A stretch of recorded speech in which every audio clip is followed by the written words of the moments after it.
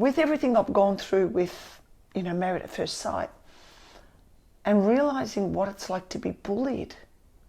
What the hell? We're in Australia, it's 2025. Most of these people are parents. They've got kids. What are they thinking? Like I said, it's okay if you don't like me based on a character that you've seen. But don't be the one that's going to be responsible for pushing someone over the edge.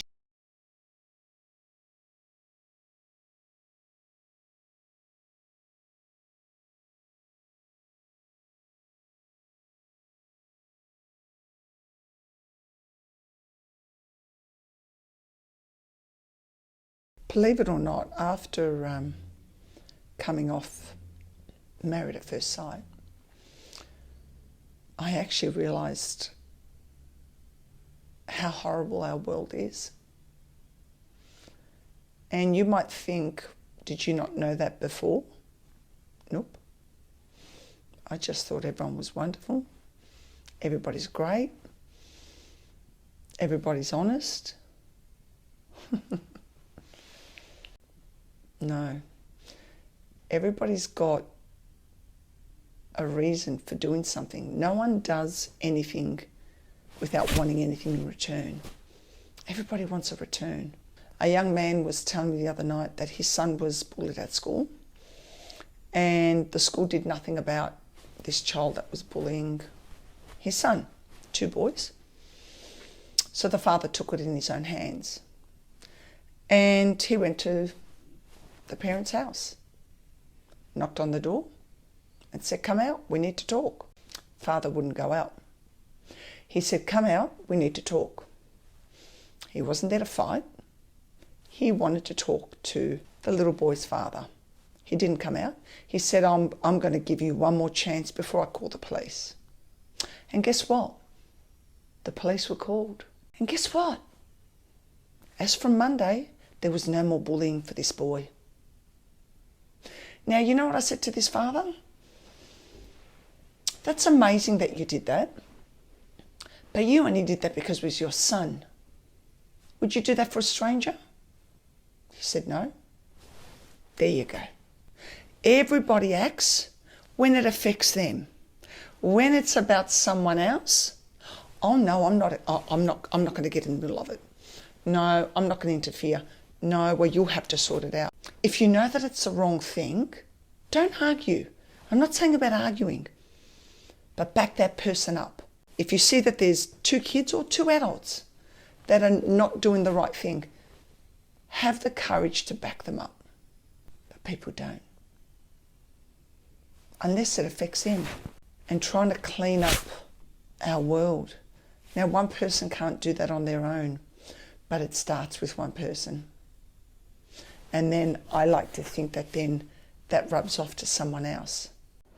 So now from that, I am going to be working alongside with Bully Zero. I've approached them. They've taken me with arms wide open. And I'm going to be educating the youth in regards to bullying and reality TV. So I've dived into, I'm going to get back to community. And now I've gone, I want more. At the moment, I've given up Wednesday for work. Now, everybody needs to work. I've decided on a Wednesday to make no money.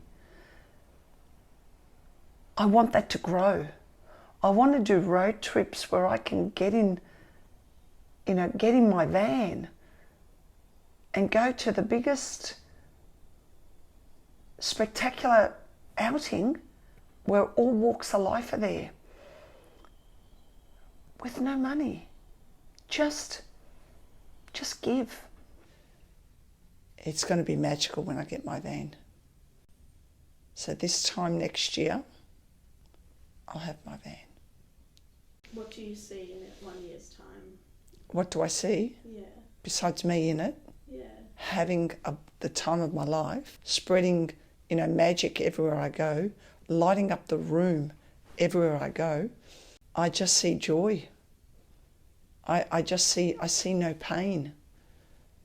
I see freedom. You know, I see possibilities and hope for people who think there's nothing else for them.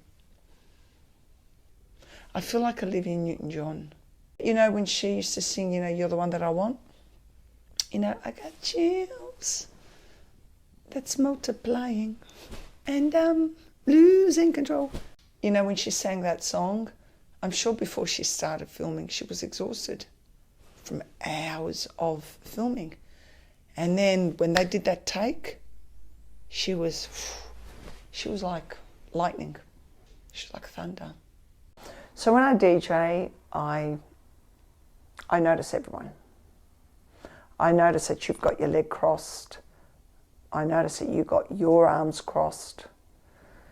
And I look at you and I think, wonder what, you know, what song I can play for them, because I want you up too. And when I don't get you up, I'll put the next song on and I'll come up to you and I'll ask you, what song would you like? Anyway, on one particular occasion, it was somebody's 18th. And there was a beautiful young girl sitting on her mum's laps. She was also 18. I put the next song on and I knew I had about 2.5 minutes. I went up to her and I said to her, "Hi darling, what song would you like?" She goes, no, I don't have any songs. And I said, "Oh, are you not enjoying what I'm playing?" She goes, "I love what you're playing." I said, "Oh, but you're not dancing." And she replied, I've got a sore leg." She was sitting on her mum's laps. And I said to her, "You've got a sore leg. Well, get up and dance with your good leg." And her mum said, "Yeah, get up." She got up, she danced. I thought, yes. After that party,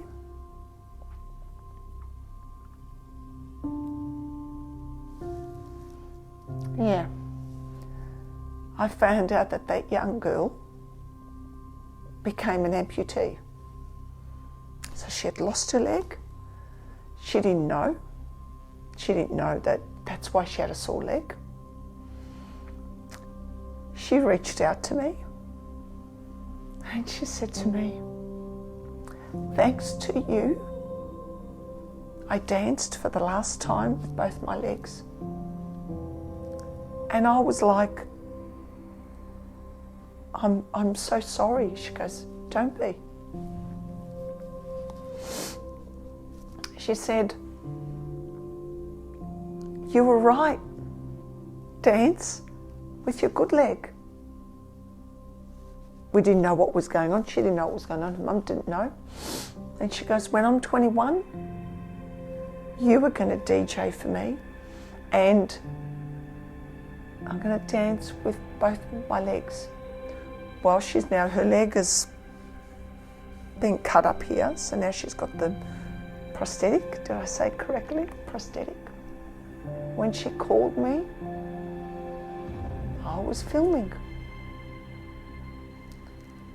And I said to her, "Oh my God, I'm here in this toxic environment instead of being there with you. I'm so sorry, I can't be there."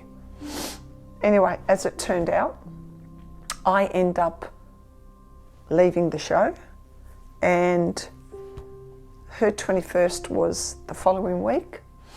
So she said, "I want you to come. I want you and your kids to come. You come as a guest. I've got a DJ now." So I didn't DJ, but I went. And bless her, she had her prosthetic leg. I mean, her leg isn't made yet, so it's still just the robotic part. And she decorated it with flowers and flowers and flowers.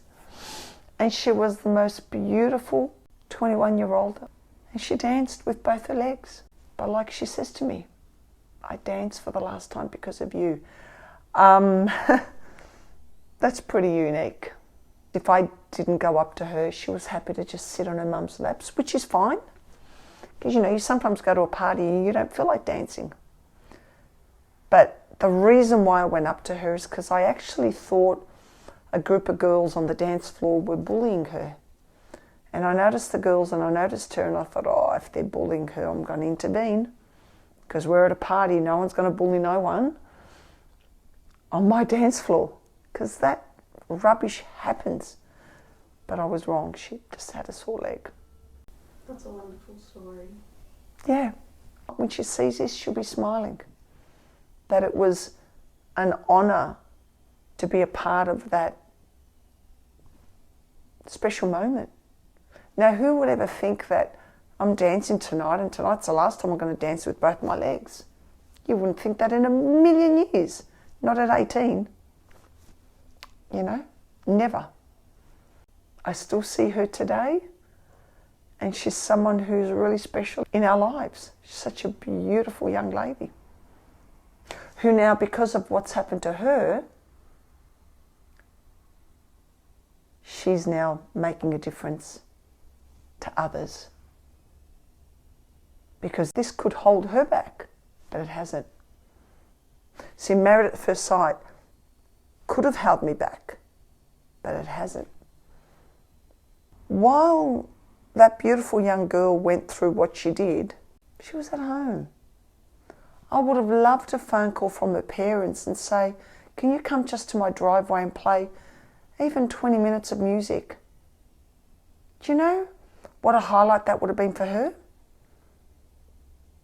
I'm going to be doing that. Once I've got my van and I'm up and running, I'm going to put it out there. Book me in. All I've got to do is drive to your place. My heart doesn't have kilometres, so I'll do it. I want whoever sponsors me, I want the whole world to know that they've made this happen. And my mind's always on vans. I see trucks, I see vans. The sponsor that does end up coming with me will have morals and ethics, and they will align with me. I call the man upstairs Big Brother. He knows what you're doing.